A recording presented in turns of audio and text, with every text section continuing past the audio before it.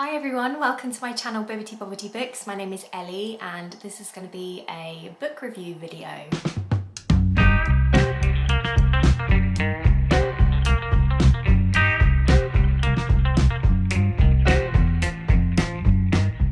So it's been a while since I filmed a video and I feel a little bit out of practice, so bear with me. The reason for the delay is that I have now finally moved house. If you have been following along on my channel, you'll know that I've been trying to move house for like the last 2 years. It's been a really lengthy and stressful process, but we are finally here and it just feels so surreal. I feel so lucky to, you know, be able to create this home with my husband. Yeah, it's just, I'm so excited for this next chapter. It's so nice to be closer to nature because that's really important to me, and also closer to family because we were both pretty isolated from our families where we were before. So anyway, I'm very excited and happy to finally be settled into our new home and to get back into filming and reading, because that has very much been put on the back burner at the beginning of this year because I just haven't had as much time to dedicate to my hobbies. So yeah, I'm excited to get back on it today, and I thought I would just film a review video basically and a catch up to just chat you through some of the books that I've read this year. I haven't read a whole ton, but I have read some real gems, so excited to discuss them with you today. So yeah, let's get stuck in. But before we do, I just want to say hi, how are you? Please let me know in the comments because I love catching up with you there. I hope that you've all been doing really well. I hope that this year is proving to be a good one for you all, and I'm just sending you so much love. But yes, let's jump in to the book review. So the first book that I read in 2025 was one that has been on my TBR for a really long time, that I've been really intimidated to pick up, and I decided to finally do it, and that is Gardens of the Moon by Esteem. So I decided to pick this one up finally this year because my lovely friend Nikhil over at Esteem is doing a read along of the Malazan series, and yeah, that was the push that I needed to finally pick up this series, and I'm so glad that I did. I have already filmed a dedicated review video for this book on my channel. In fact, I think it was the last video that I actually uploaded, so I'll keep this brief. But basically, this is the first book in a 10-book long epic adult fantasy series, and it's set during a time of conquest when the Malazan army is trying to expand their territories, and you're following people on either side of the conflict, and you're never quite sure who the good guys are, who the bad guys are, and that's definitely something that I enjoy about this story. It feels quite different to other epic fantasy stories where you normally have a hero type character that you're rooting for. You normally have someone who's going on a quest to defeat evil, and this doesn't have any of those kinds of tropes. You're basically following a huge cast of characters and you're never quite sure who is necessarily the good guys. You're just following people on either side of this conflict, and you're also following quite normal people, so people who are on the ground, soldiers who are in the thick of it, who don't have all of the answers themselves. They might even have a little bit of like conflict within themselves and not quite sure what the right thing is, and I enjoy all that messiness and all that grey area that is within this book. So yeah, I really enjoyed this first book. I will say there were a few things that didn't quite gel 100% for me. The main things were that it feels quite disjointed. It feels like a series of scenes rather than a flowing narrative, and it was a little bit intimidating trying to get my head around this huge cast of characters. But the things that I really loved were the intrigue and the world, because there is so much to the world building in here. There's a whole ton of history, there is a whole ton of interesting magic. There are also a pantheon of gods in this book and in this series, and they all have quite human and capricious motivations, and that's really fun because you watch them as they are meddling and weighing in on the action. And so there's a whole lot going on within this book. Esteem doesn't really spend a lot of page time giving you much explanation for a lot of these things, so it is a little bit difficult to get into at first. You do kind of have to just trust the process and just hope that things will slot together as you continue on with the series. I will also say that the ending is quite abrupt and sudden, and Steven Erikson does throw some new concepts at you right at the very end of this book without any context, and so that was a little bit frustrating, but at the same time it does make me very interested to carry on with this series because I want to get more answers. I want to know what is going on. I want to know more about the magic, more about the history, more about these characters, and so yeah, I'm excited to carry on with this series. So yes, that was the first book that I read this year, and it's a chunky one as well. I feel like this doesn't look very long, but it's over 700 pages, and it's one of those books where you really have to concentrate when you're reading it because there's a lot to take it in and there's a lot to unpack with almost like every sentence. So I really took my time with this one, and I'm really glad that I did because it meant that I could really kind of digest it and appreciate it rather than sort of steaming through it. So yeah, I definitely recommend taking your time with these books if you can. And yeah, so excited to finally have read this book, and I will be picking up the next book in this series probably next month, and I might start a little Malazan sort of series on my channel, so let me know if that's something that you would be interested in watching. The next book that I read was The Galaxy and the Ground Within by Becky Chambers. This is the fourth and final book in the Wayfarers series, which is a sci-fi quartet that I really enjoy, and yeah, I had a fun time with this one. I think this is probably my least favourite Becky Chambers book that I've read, but that doesn't mean that I didn't enjoy it. I still had a lot to take away from this. I still had a fun time, but I just don't think it quite hit the same for me as some of her other books. So in this story, we follow a bunch of different space travellers who end up getting stuck at the 5-hop one stop, which is basically a layover where long haul spaces can stop and rest and stretch their legs whilst they're on a long space journey. But something goes wrong, there's a technical issue, and basically there is no traffic going to or from this layover. And so we have these strangers who are stranded there for an unknown amount of time, and we basically just follow them as they are waiting it out, really. And it's interesting because they're all different characters, they are all different species, they all have very different personalities, different political beliefs, and we watch as they kind of challenge each other but also kind of grow to respect each other and kind of widen their mindset, I suppose, from getting to know each other.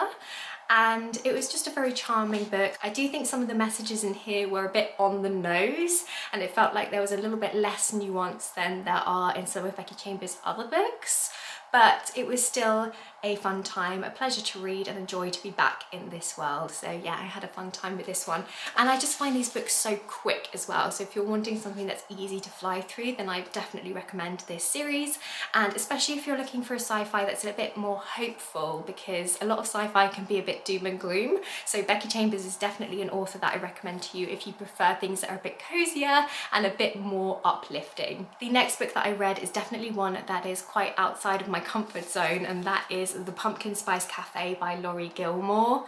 So this is actually a book that I got for Christmas, and I firstly just really enjoy this cover. I think it is so fun, and I was looking for something that would be a bit different, a breath of fresh air, something that I can easily gobble up, you know, that doesn't demand too much of my attention whilst I was moving and things like that. And I thought, hey, I'll give this one a try. And I am not a big romance reader, I just want to say that up front, so do take my review with a little bit of a pinch of salt. But yeah, I honestly really didn't love this book, to be honest with you. I thought it was pretty awful, and I'm so sorry if you enjoy this book, because I know it's a big book talk story, so I'm really sorry if you love this one, but it just wasn't for me, unfortunately. But yeah, this is a romance story. It follows our main character, Jeannie.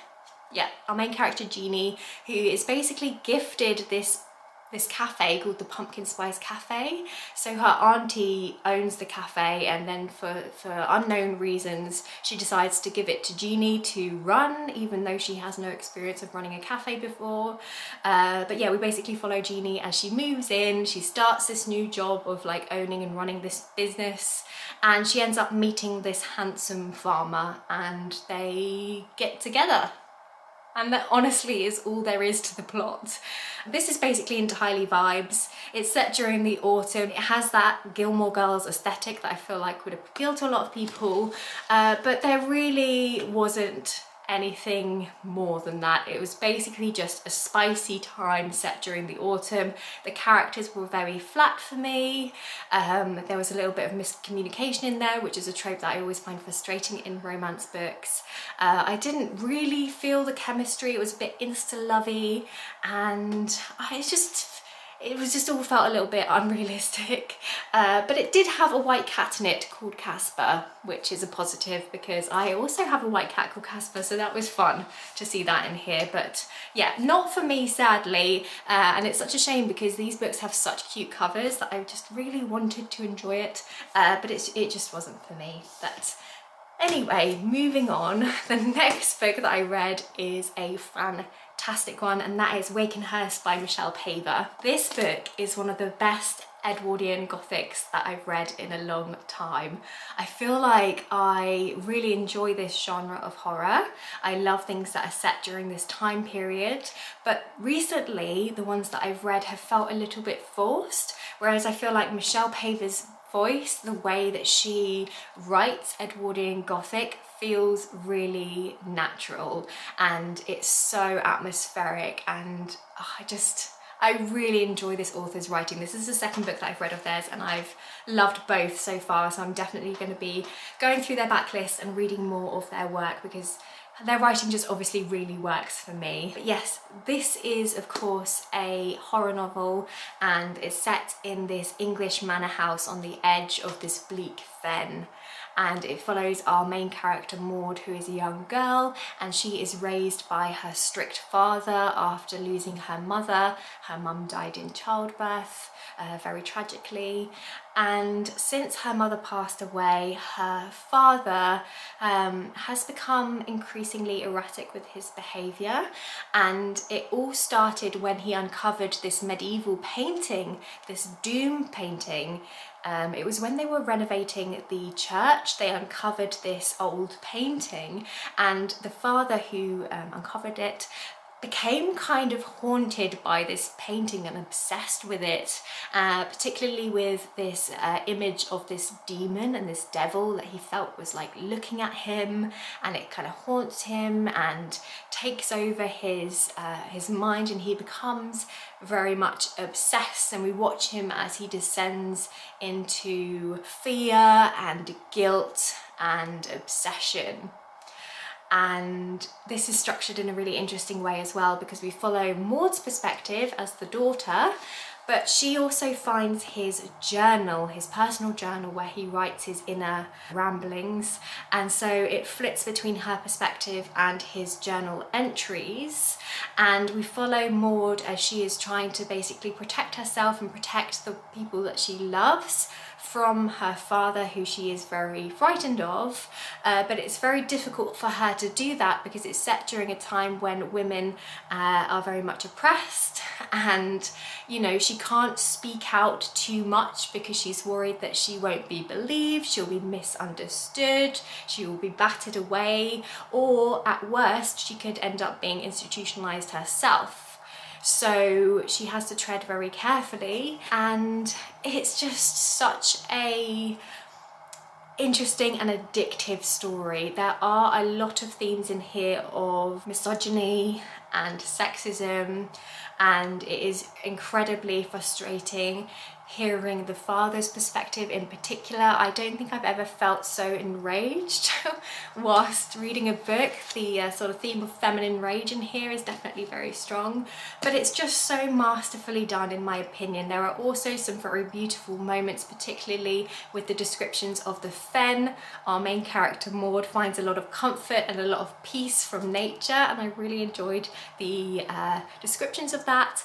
And I also loved how Michelle Paver wove in real history into this narrative. So she uses, you know, real historical events, she takes inspiration from real paintings that actually existed, but she also includes things like real religious practices and real medical practices that were used, and it all makes it feel very grounded. She also incorporates a little bit of folklore from that time as well. There's a little bit of a theme of kind of like organized religion and Christianity versus kind of not paganism, but those more kind of folklore elements that people tended to practice as well. There's a lot going on in this relatively short horror book, and I honestly just loved it. I loved the setting. I thought there was so much to unpack with it. It really made me feel enraged, which just shows how good the writing is. And if you enjoy a Edwardian Gothic, then I really think that you'll enjoy this one. Of course, check out trigger warnings because this is a horror book and it does deal with some heavy themes. It is a pretty intense and dark story. Lots of themes of guilt and just all sorts going on. Honestly, I could rave about this book all day, and I don't have time to do that unfortunately, but yes, this was fantastic and I just absolutely loved it. So yes, highly recommend that book if you enjoy horror. And that's basically the only books that I've read so far this year. I'm also partway through Ship of Magic by Robin Hobb, which is an absolute beast of a book. I think it's over 1,000 pages. Oh no, it's not, it's like 870 something pages. But it's a chunky one, and I am buddy reading this with my friends Nikhil and John over at Esteem and Disquiets and Dragons. I'll have their channels linked down below if you want to go and check them out. They are both wonderful humans and I highly recommend going over and giving them a follow. But yeah, we are buddy reading this book. I am now up to page 334, so I've made a decent chunk into it so far. If you don't know, this is the second trilogy in the realm of the Elderlings, which is this big adult fantasy kind of universe. I read the first trilogy over the last couple of years and I really loved it, so I was very excited to get into this second trilogy. I don't know how I feel about it so far. I am still very much attached to the first series. This one feels very different, and I know a lot of people prefer this one to the first series, but so far I just love the first series so much. But yeah, the main differences so far with this one is the setting. So firstly, this is a kind of watery ocean fantasy. We're following, you know, a lot of sailors in here, people who are of trader families who sail ships to deliver goods for profit.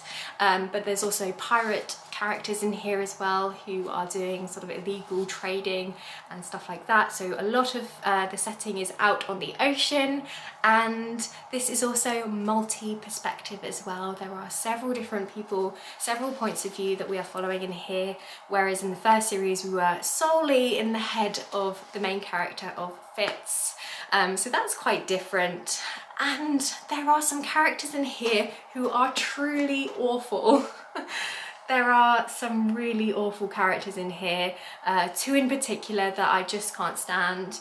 There's one person in here, without spoilers, who is just so manipulative, so misogynistic, and it's really frustrating reading from their perspective as well, because they convince themselves and others around them that they're doing the right thing, even though they are just truly awful in their opinions and the way that they treat other people, particularly women. And they're also incredibly quick to anger and quite violent. And I find their chapters quite triggering actually, so it's been a little bit difficult for me to read some of the chapters in here, but there are also some other perspectives in this book that are more fun to follow. The magic is also so far a little bit different to the first series. I don't know if there is going to be a connection that is explained later on, but the magic in here so far involves wizard wood, which is this magical kind of wood, and there are ships that are built from this wood that can become live ships, so they can literally come to life. So that's quite creative and quite interesting, and one of the perspectives in here is actually from the perspective of a ship, which is quite unique. So yeah, this is very pacey. Even though it is a thick book, it is quite easy to get through, aside from when we get those chapters that are from characters that I don't like, in which case I tend to drag my heels a little bit when reading those chapters. But I will let you know my final thoughts once I have finished this book, hopefully this month. But yes, so that is currently in progress. And then I'm also reading another chunky fantasy as well. I seem to be really enjoying chunky fantasy at the moment. But I'm also reading The Hero of Ages by Brandon Sanderson, which is actually here on my shelves. This is the third and final book in the Mistborn trilogy.